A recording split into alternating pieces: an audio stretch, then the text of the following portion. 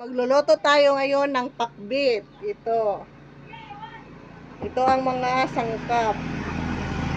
Manok, at saka paminta, bawang, at saka sibuyas. Una, magpainit tayo ng mantika. Ito. Hintayin lang muna natin uminit.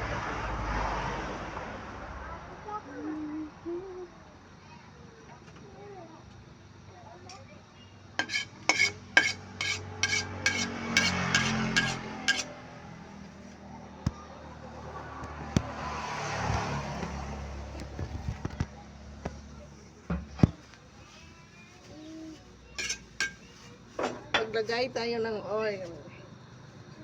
Mantika.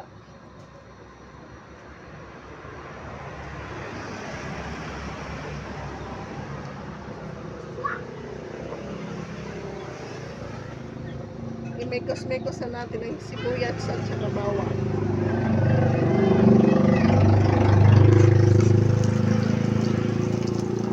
Simulan na natin.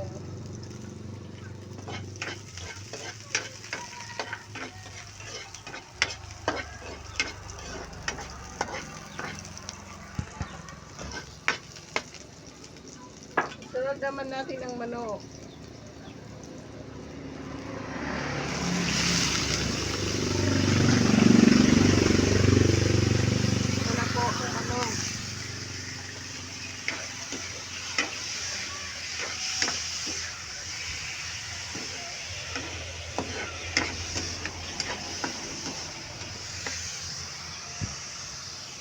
Sunod naman natin ang sari-sari.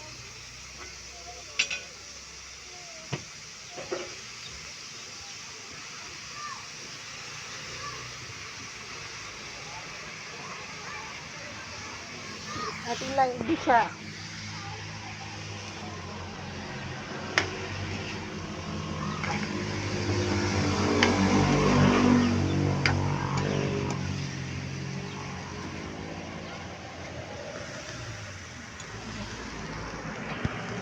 Takpan lang muna natin.